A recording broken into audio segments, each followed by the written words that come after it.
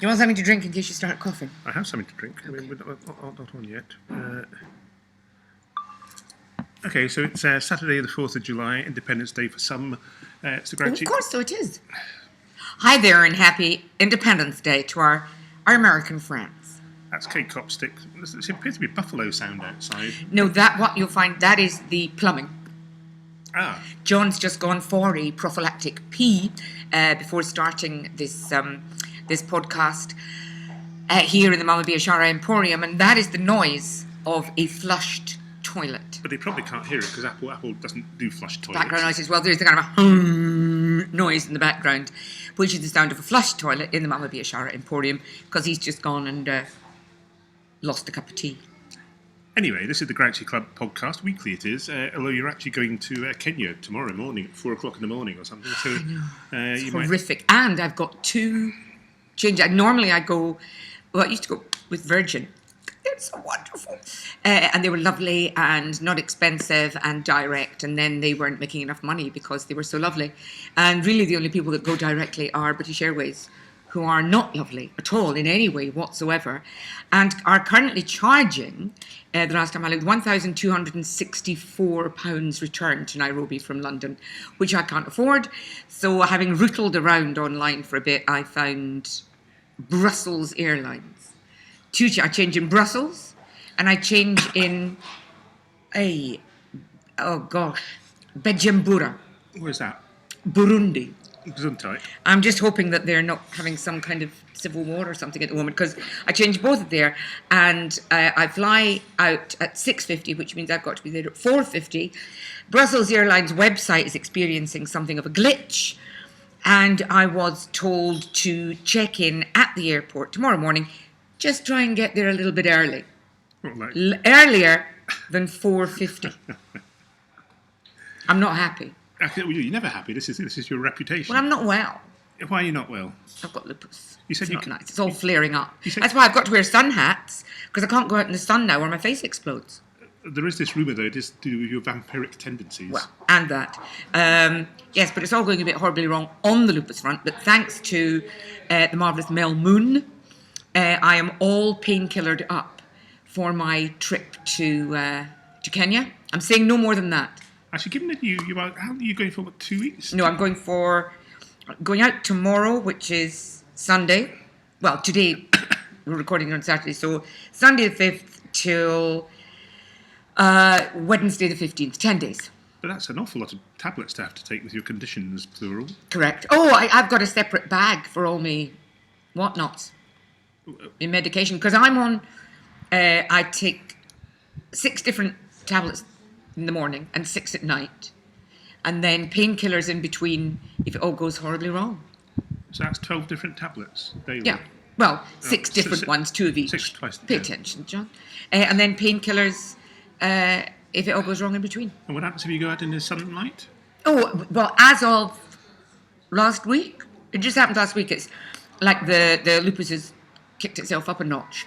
So I go out and it's not unusual, as Tom used to say. I get this horrific rash.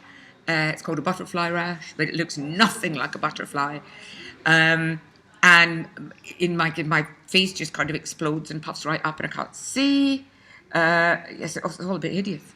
But I mean, it's quite common. I'm not common, I'm quite posh. No, it's quite common for lupus people. I just haven't had it up till now, but now I've got it. So Kenya's not the ideal place. I may have to restart my charity in Antarctica or something. So, like I said, welcome to the Grouchy Club comedy podcast. It goes out weekly. Comedy. Tell me about comedy. Well, can I just make a little request? No. Oh, go on. I just want to make a request. I'm not going to just... couldn't help but notice on Facebook there's been a bit more... my face has been popping up, and not in a friendly way. So I just would like to say, because you seem to get marvellous response with your blogs and the podcast. There's a lot of talk of people who don't want me to come and review their shows in Edinburgh, and promoters who don't want me to come and see their shows. So if that is you, and you're listening and anything like that, just PM me on Facebook or email me on Copstick at bobbiesgirl.co.uk and let me know if you don't want me to come and review your show. And that'll be fine. I'll respect that. Sounds like fear to me. Well, no. I'm sure it's not fear. No, it's that they don't like me.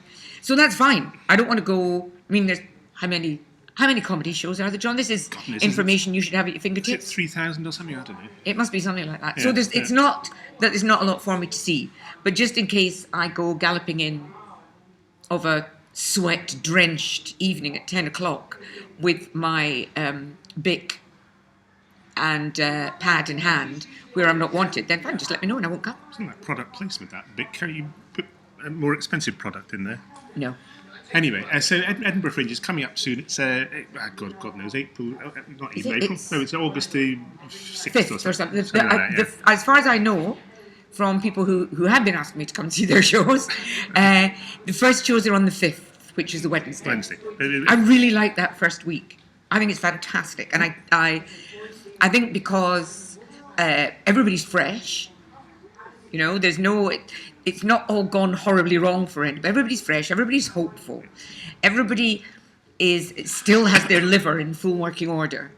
No one has got that kind of jet lag thing of having been up all night for the past 3 weeks.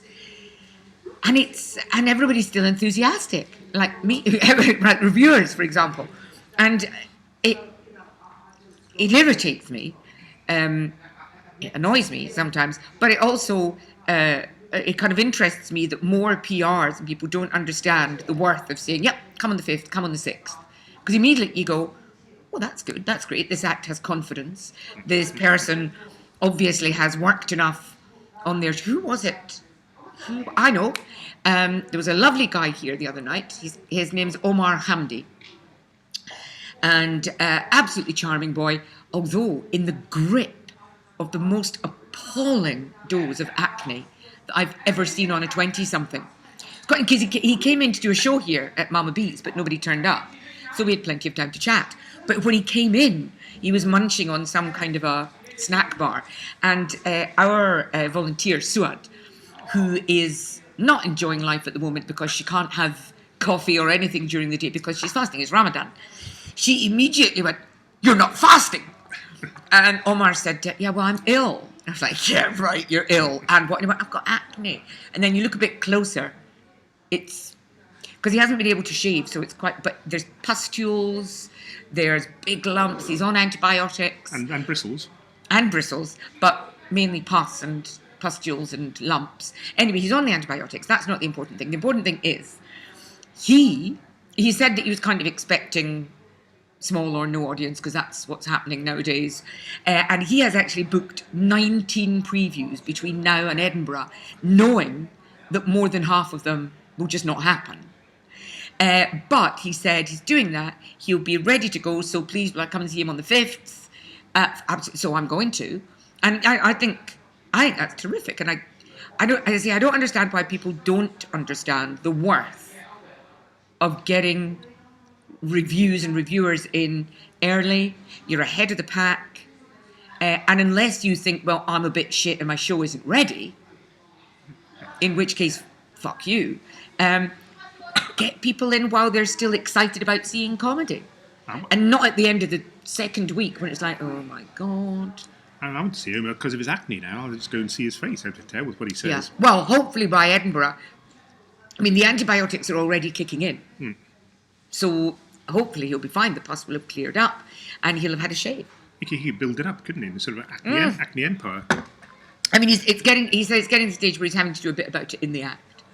Because presumably, because the pus is... How old is he? He's 20-something, mid to late 20s. Why has he got acne? I don't know. He says he doesn't understand because obviously... I don't think he had it when he was a teenager, but he's got it now. But, you know, there's some wonderful... I used to dream about having acne. I never, ever had spots. So you went out with boys who did have acne? So I went out with boys, one particular boy who had amazing acne. And I used to exchange sexual favours if he would let me squeeze his spots. What did you do with the accumulated pus? No, nothing. You clean it up. It's that thing of... Like, it's no fun cleaning your face if there's kind of nothing, okay, it's ugly, but there's nothing to clean off it. It's like cleaning a floor. It's much more satisfying to clean a floor if it's really dirty. You think, whoa, that's fantastic. So normal face, that's just normal, there's no fun in cleaning it. Face covered in pustules, you squeeze them, the pus comes out, you clean it up, and look, there's a nice, clean, non-pussy face, where before there was a pussy face. So let's say the sexually attracted boy had, say, 20 spots on his left cheek. Did you squeeze one and then clean off the pus, or did you wait till all No. 20 were... No, because what, in an ideal world, Yes. There's a time. Did you not have spots, John? I did, but I didn't have a lady to squeeze my... So what did you do? I squeezed them myself. Yeah. A lone life. Yeah, so, I can imagine that. I know. Talk us through it. You'd be looking in the mirror.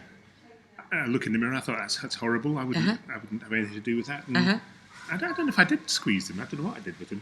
It's a long time ago, man. It's Cast your mind back, It's the John. mid-19th century. I can't remember at all. You must have. You can't resist. Because it's the catharsis. That's the word. It's a catharsis. Spot squeezing is a catharsis. I never have this urge to sort of pop the poppable things in packing. No, it's not a thing that we Presbyterians do. Really? It's against God's nature. Every time we sit here and podcast, I find out more strange things about you. You don't like to squeeze spots. No. You don't pop bubble wrap. No. And I don't like cheese. And you don't like cheese. I know. What do you do kind of to relieve tension? Please don't say wank. I've got nothing to say, really. Okay, fine. Back to squeezing spots.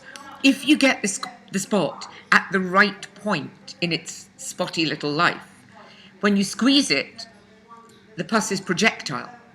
So do you think Omar should actually pursue this as a way of audience interaction? He could auction off his spots. Well, not his spots, his pus. His butt to squeeze. Well, I mean, oh my God, can you imagine if Bob Slayer could develop a really good going dose of acne? What he could do. The showbiz mileage Bob Slayer could get out a face full of acne. But Bob Slayer is a large man. He used to be a jockey, but he's a large man, especially for a jockey. Yeah, but I suppose his face is quite large. But anyway, back to Omar. Yes, it could be end of the show. Couple of nice young ladies, one on either side. One on either side. They race. It's a game. To squeeze the spots on each side. It's a TV game show. It's fantastic. It's Friday night at 7 o'clock. It's okay, wait. No, but then he'd only be able to do it on the first night, because I don't think the pus would regenerate. Well, he could do it once a week. I've never had acne, but I'm assuming it kind of regenerates. I don't like to give away acts, but Jerry Sadowitz, as part of his act, used to say that the Jaffa cakes were the collected earwax of the McVitie's family, didn't he? It's very similar to that. You're turning into Brian Logan. What's Brian Logan like? The reviewer of The Guardian. What's Brian Logan like? Well, he knowingly quotes people's jokes all over the place, and the comics hate him. Allegedly. No, truly. The poor man, I never met him. No, neither have I. I think I have. Perfectly nice, but you don't quote people's jokes, John. Even although it's probably not a current joke. Well, because it wasn't current, it was about jam. See what I did there? It's not about current, it's about... Sorry. Right, so welcome to the Grouchy Club Comedy Podcast. As somebody said online, I am at best mediocre as a comic, at worst shite. But you haven't taken it to heart. Well, you're not a comic. You're not a comic, you're a wit. Thank you, John. Thank you. I can live with that. Do I mean wit or do I mean something else? Twit. Yes, but I couldn't think of anything ruder. There must be something ruder I can't I think you mean of. cunt, is what you mean. No, it's an easy mistake to make. That's not close enough. No. It's a term of affection in Glasgow as well. I know. That's what you keep saying. Well, when was the last time you were in Glasgow? You're building up a lot of trouble for yourself the next time you go there. I'm an Edinburgh person because I used to have relatives in Edinburgh, and I never forgave Glasgow because when I was 8, I always got run down on a zebra crossing. Never liked them after that. Oh, you should come to Nairobi with me. Zebra crossing. They do have zebra crossings on the road. Proper zebras. Well, or as we call them in Glasgow, zebra crossings. But they call them killing zones in Glasgow. No. But in Nairobi, they regard zebra crossings as they're kind of like go faster stripes on the road. So as cars come up and they just accelerate. Now, where were we? Well, it's like that in South London, really, isn't it? Oh yes, We're about to start the podcast. I got the best offer from Janie Godley. Oh, the other what? day. She has offered to feed me macaroni for the whole of the Edinburgh Festival. Why? I requested it to have it in the form of macaroni pies, and Janie has agreed. Why is she feeding you macaroni? Can't remember. I joined in some kind of thread on Facebook, but anyway, she's promised me for the full 8 weeks of August. August has been extended to 8 weeks because of the amount of comedy that there is to be performed. You sure she didn't say she was going to feed you to a pack of dogs or something? No. Why macaroni? I have no idea. I'd ask Janie. It's probably one of her speciality dishes. Anyway, George Egg, who I met this afternoon, Excellent man. is doing Brilliant comic. He's doing a cookery programme for his Edinburgh show. Oh, I thought you said somebody had been clever enough to Crack an egg. No.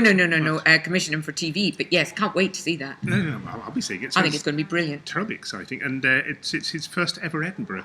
He said I said, what? I know he's been going 20 years. He's 42 years old. He started when he was 19. He's never played the Edinburgh Fringe, even as part of a double hander or some other show. Never been up. That is a great loss to the Edinburgh Fringe, but he's here now. and he could I'm win. seeing Best Newcomer. Yeah, I'm seeing that perfect. Yeah, Best Newcomer. It's a bit like the old Comedian of the Year being anything over 35, and Josie. Yes. Josie Lawrence. Josie winning the Best Newcomer several years ago. Yes. She's been on the circuit for a bit, but this is even better. Oh, there's a lot, because there's who else? There's someone else. I know. Stuart Francis. So you never been done a But show? he's never done an hour on his own. He always came up as part of the Lumberjacks or... and there was somebody else that... George Egg wins hands down. Absolutely. He's never even been part of a show. Even Darren Walsh, the 2013 UK Pun Champion. He has never done a full hour. He reckons a full hour's too long, though, doesn't he? Well, he's doing it this year. Oh, is he? I think He's got some cold tea. I think I've got sugar in it. I think I asked him about this, and he said he thought puns for more than about 20 or 30 minutes was too much. Tell that to Tim Vine. Good point. And Milton Jones. And to an extent, Jimmy Carr, yes. That's not puns. No. So he came here, along with the lovely Ali Bryce. Who did? Darren Walsh. He's unfeasibly tall. Mm. Quite unfeasibly tall. Anyway, absolutely lovely chaps. Arrived, both of them. Marvellous. This is for the Mama Biashara previews. Yeah, no audience.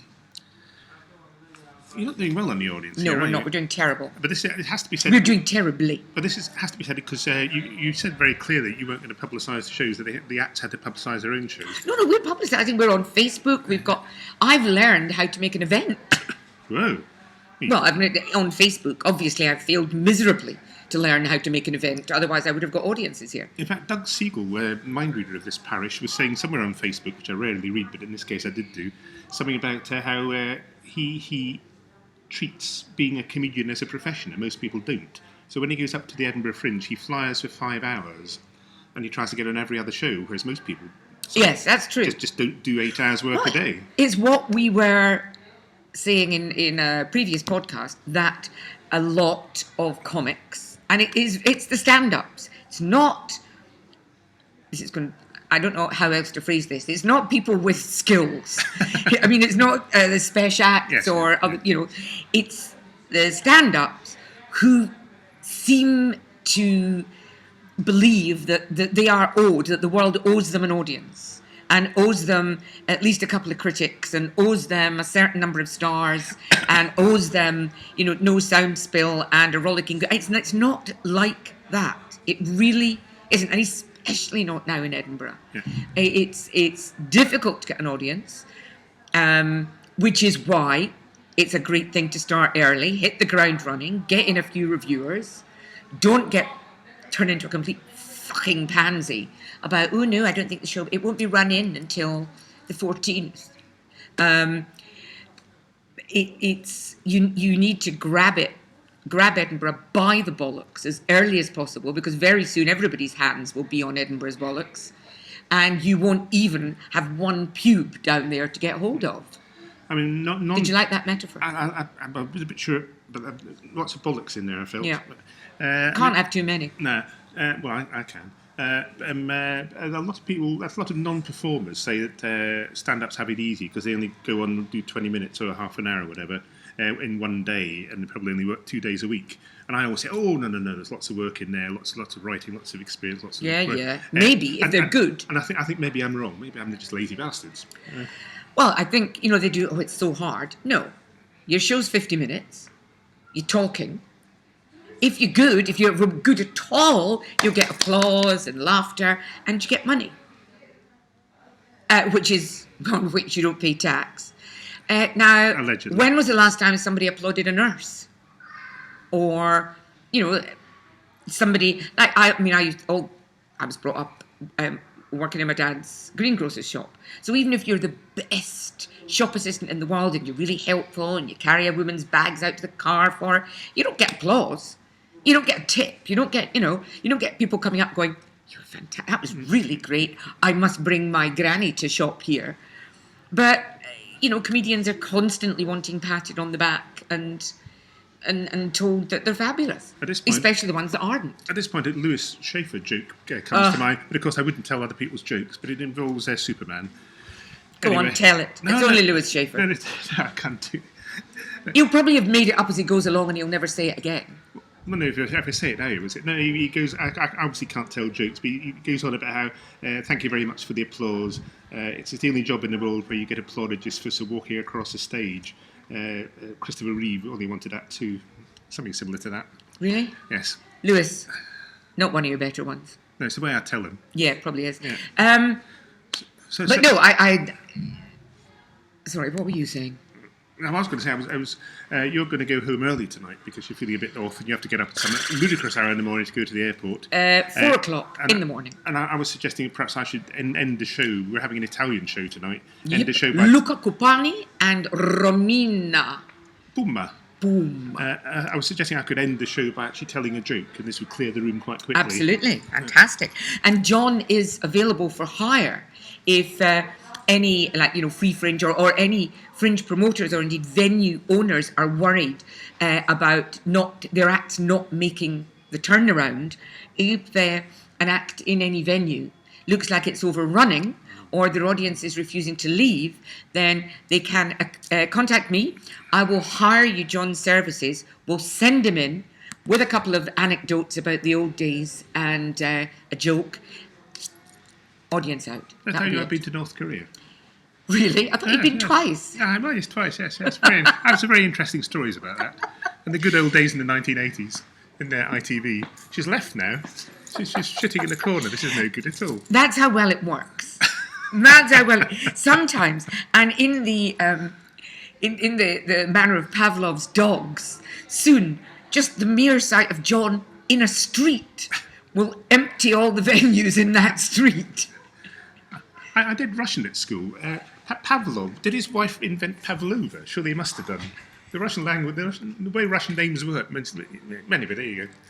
I think you'll find, John, that the Pavlova is an Australian invention.